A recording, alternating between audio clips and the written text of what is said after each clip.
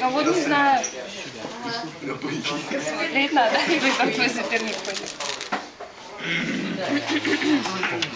На ключевую.